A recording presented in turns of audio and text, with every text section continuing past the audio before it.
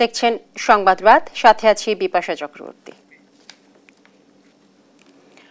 জুলাইয়ের ৩৬ দিনের প্রভাব কতটা গভীরে প্রথিত হয়েছে তার উপরই দেশের ভবিষ্যৎ নির্ধারণ করবে বলে মন্তব্য করেছেন প্রধান উপদেষ্টা ডক্টর মোহাম্মদ ইউনূস। তার শঙ্কা, গভীর থেকে সংস্কার না হলে দেশে ফিরবে পলাতক স্বৈরাচার। তাই জুলাইয়ের শিক্ষা ভুলে না যাওয়ার আহ্বান জানান প্রধান উপদেষ্টা। রাজধানীর একটি হোটেলে জুলাই স্মরণ অনুষ্ঠানে এসব কথা বলেন তিনি। আরো জানাচ্ছেন সাইফুল রিপন। রাজধানীর একটি হোটেলে জুলাই স্মরণ অনুষ্ঠান আয়োজন করে জাতিসংঘের human rights commission. Good afternoon. এতে ২৪-এর গণ অভ্যুত্থানের শহীদদের স্মৃতিচারণ করতে গিয়ে কান্নায় ভেঙে পড়েন স্বজনরা। নির্বাচনের আগে জুলাই গণহত্যার বিচার দৃশ্যমান করার দাবি জানান তারা। আমার ছেলের যে খুনি, সারা বিশ্ব, সারা মিডিয়া, সারা বাংলাদেশ এখনো সে কক্সবাজারে কর্মরত আছে, আমি তাকে অ্যারেস্ট করাইতে পারি নাই।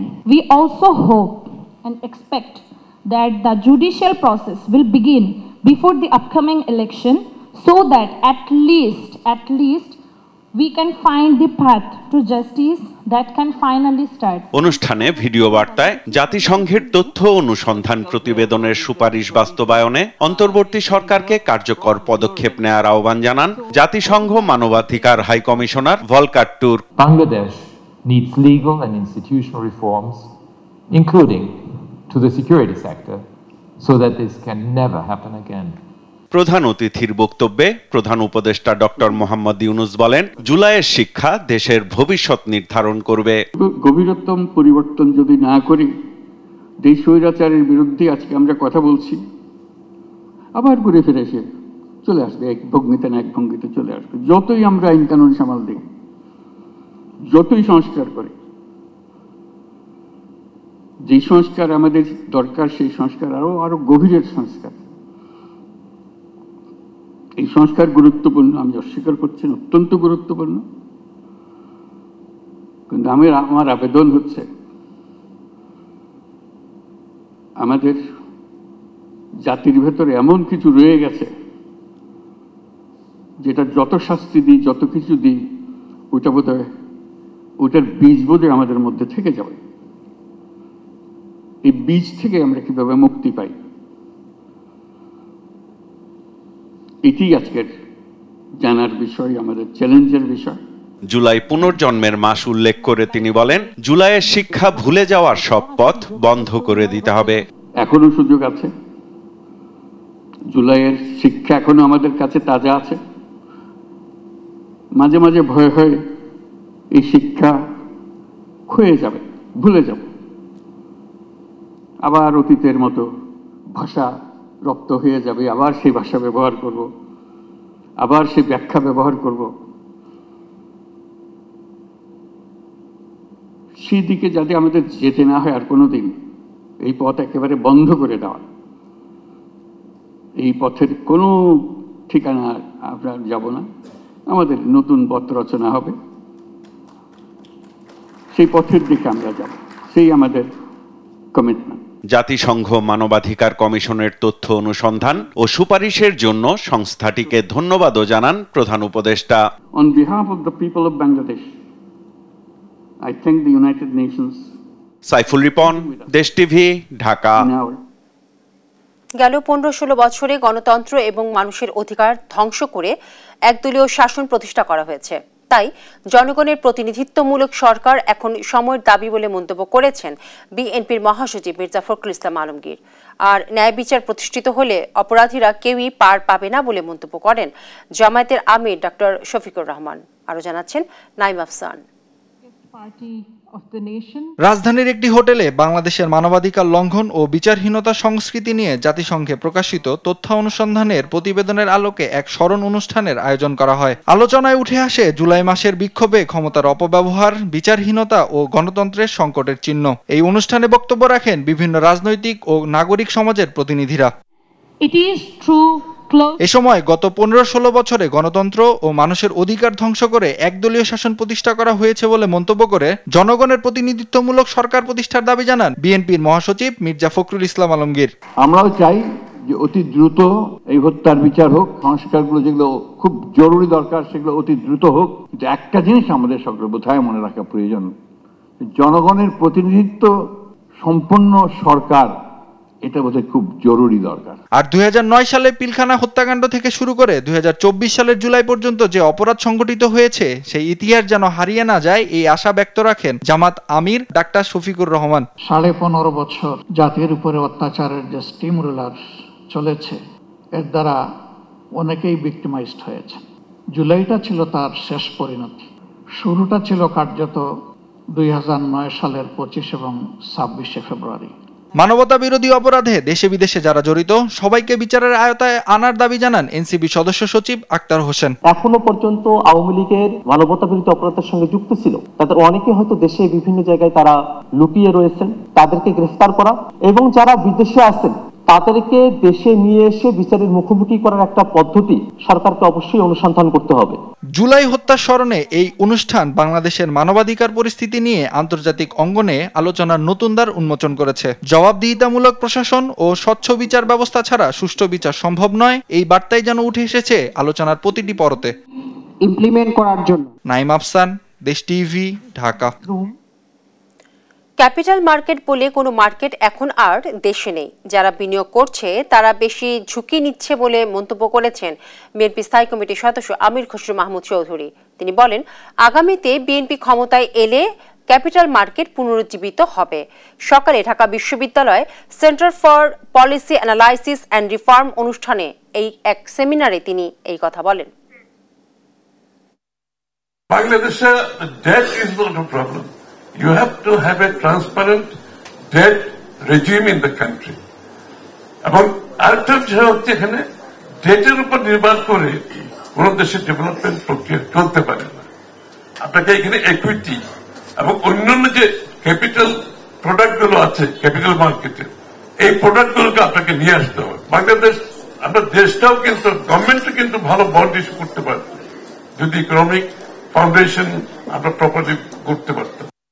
জুলাই আন্দোলন দমনে মারণাস্ত্র ব্যবহার এবং হেলিকপ্টার থেকে গুলির সিদ্ধান্ত রাজনৈতিকভাবে নেওয়া হয় বলে জানিয়েছেন পুলিশের সাবেক মহাপরিদর্শক চৌধুরী আব্দুল্লাহ আল মামুন।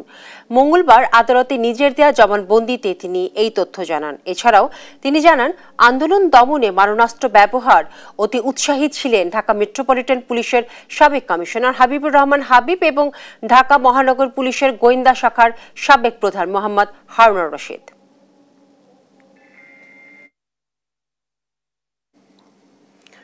আবু সাইদ হত্যা মামলায় 30 আসামির বিরুদ্ধে অভিযোগ গঠনের শুনানি বুধবার পর্যন্ত মুলতবি করেছে আন্তর্জাতিক অপরাধ ট্রাইব্যুনাল 2। ওই দিন পলাতক আসামিদের পক্ষে নিযুক্ত স্টেট ডিফেন্সের বক্তব্য শুনবেন আদালত। মঙ্গলবার সাবেক আসামি প্রক্টর শরীফুল সহ আটক আসামিদের পক্ষে শুনানি করেন আইনজীবীরা। এই মামলার অভিযোগ থেকে আসামিদের অব্যাহতির আবেদন করেন তারা। এর আগে সকালে বেরোবির সাবেক প্রক্টর শরীফুল ইসলাম, সাবেক এএসআই আমির হোসেন সহ 6 আসামিকে ট্রাইব্যুনালে হাজির করা হয়। রাষ্ট্রপক্ষের অভিযোগ, পরিকল্পিতভাবে বিশ্ববিদ্যালয় প্রশাসন, ছাত্রলীগ, পুলিশ মিলে আবু সাইদকে হত্যা করে। মূল ঘটনা আড়াল করতে বারবার সুরতহাল রিপোর্ট পরিবর্তন করা হয়। মামলার অভিযোগ গঠনে অনুমতি দেবেন ট্রাইব্যুনাল আশা রাষ্ট্রপক্ষের। গত 30 জুন আনুষ্ঠানিক অভিযোগ দাখিল করে প্রসিকিউশন। ওই দিন 30 আসামির বিরুদ্ধে আনা অভিযোগ আমলে নেন ট্রাইব্যুনাল 2।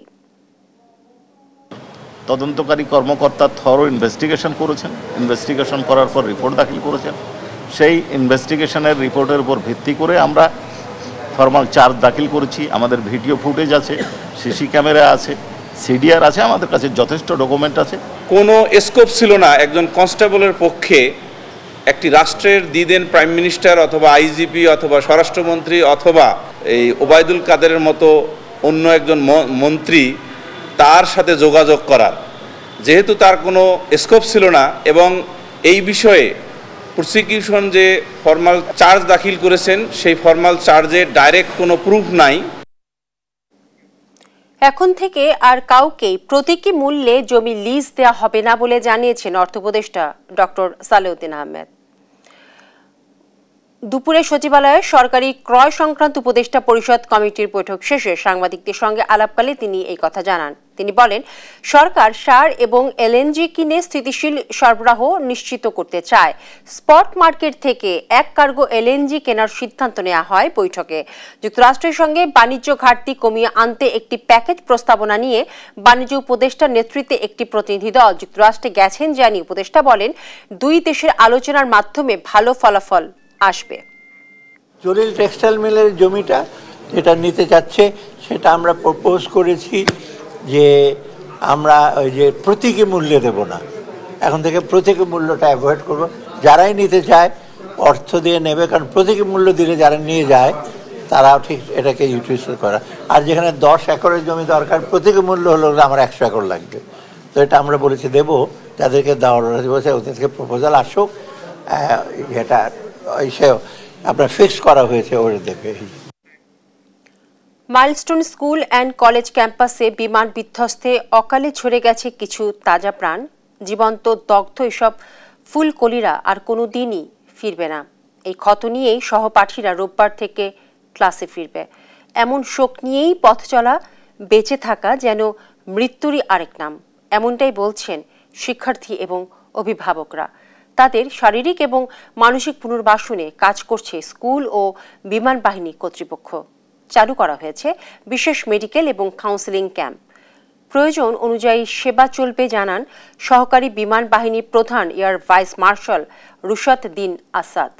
বিস্তারিত আরো জানাচ্ছেন তন্দ্র তারুণ্য। 21 জুলাই দুপুরে শান্ত পরিবেশ মুহূর্তেই ভেঙে যায় বিকট শব্দে। বিধ্বস্ত হয় বিমান বাহিনীর একটি প্রশিক্ষণ যুদ্ধ বিমান। আগুনের লেলিহান শিখা ছেয়ে যায় মাইলস্টোন স্কুল অ্যান্ড কলেজের হায়দার আলী ভবনে। সেই ঘটনার সাক্ষী হয়ে আছে অনেক শিশু, তাদেরই একজন মুশফিকা তাবাসসুম। সেদিন দুপুরে খাবারের প্রস্তুতি নিচ্ছিল তাবাসসুম। হঠাৎ বিকট শব্দ আর তারপর চারপাশ জুড়ে আগুন। টিফিন খাওয়ার জন্য ওয়াশরুম থেকে হাত ধুয়ে আসছিলাম ক্লাসরুমে। আমি যখন রেইনবো সেকশনের সামনে আসি তখন বিকট একটা শব্দ, পিছনে তাকিয়ে দেখি আগুন। আমি ক্লাসরুমে যাই দৌড়ায়, তারপর সবাইকে বলি যে আগুন লাগছে। সেদিনের স্মৃতিচারণ করতেই তাবাসসুম জানায় প্রিয় শিক্ষিকার কথা। এক একজনকে বাঁচাতে প্রাণপণ চেষ্টা করেন তাদের প্রিয় শিক্ষিকা। আমাদের টিচার গ্রিল ভেঙে বের করলো। বের করার পরে আমি বের হয়ে আমার দুটো ফ্রেন্ডের পুরো শরীর পুড়ে গেছিল। মাসুকা মিসকে দেখছি, মাসুকা মিসের পুরো জামা পুড়ে গেছে, শুধু সামনে ছিল জামা, তার মুখ চেনা যাচ্ছিল না আগুন পুড়ে। চোখের সামনে ঘটে যাওয়া সেই ভয়াবহতা মানসিকভাবে বিপর্যস্ত করেছে শিক্ষার্থীদের। তবুও ভাঙা ভবনের সামনে দাঁড়িয়ে পুরনো দিনগুলো মনে করছে জারিফ ও তার সহপাঠীরা। বেঁচে ফেরা শিক্ষার্থীদের কেউ কেউ আবার অভিভাবকদের সঙ্গে স্কুলে এসেছে ক্লাসরুমে ফেলে যাওয়া প্রিয় বই খাতা কিংবা ব্যাগটি নিতে। তাবাসসুম জারিফদের জন্য সোমবার থেকে শুরু হয়েছে বাংলাদেশ বিমান বাহিনীর মেডিকেল ক্যাম্প ও কাউন্সেলিং সেবা। ভয়াবহ দুর্ঘটনার পর শিক্ষার্থীদের পাশাপাশি অভিভাবকদের মধ্যেও কাজ করছে এক ধরনের আতঙ্ক। সন্তানদের সঙ্গে তারাও অংশ নিচ্ছেন কাউন্সেলিং এ। ওরা তো একটা আসতে পারে নাই, আমি তো আল্লাহ ক্যান্টিনের কথা বলে আমাকে একটা মেয়ে টান দিয়ে নিয়ে আসছে, তা না হলে তো আমি আসতে পারতাম না। এখন আমাকে তোমরা কোথায় পেতে, আমি এখন কোথায় থাকতাম বাবা? এখন খালি এই কথাগুলাই বলতেছে, এখন খালি এই সব কথা হলেই এই কথাই বলতেছে, বলতে পারতেছে না। সহকারী বিমান বাহিনী প্রধান এয়ার ভাইস মার্শাল রুশাদ দিন আসাদ জানান, এ সেবা যতদিন প্রয়োজন চলবে ততদিন পর্যন্ত। উদ্দেশ্য হলো যারা এই মর্মান্তিক দুর্ঘটনায় আহত হয়েছেন কিংবা মানসিকভাবে ক্ষতিগ্রস্ত হয়েছেন তাদেরকে সামনাসামনি সেবার সুযোগটা করে দেব। আমরা আমাদের এই প্রক্রিয়া চলমান থাকবে যতদিন এটা প্রয়োজন আছে। পুড়ে যাওয়া গাছেও ফুটেছে নতুন কুড়ি, আকাশে আবার উড়ছে বিমান। ভবন হস্তান্তরের পর শিগগিরই শিক্ষার্থীরা ফিরবে প্রিয় ক্লাসে। তবে মানসিক যে ক্ষত তারা বয়ে বেড়াচ্ছে তা সারতে সময় লাগবে আরও দীর্ঘ। তন্দ্রা তারুণ্য, দেশ টিভি, ঢাকা। এই ছিল এখনকার সংবাদ রাত। পরের বুলেটিন দেখার আমন্ত্রণ রইল। ধন্যবাদ।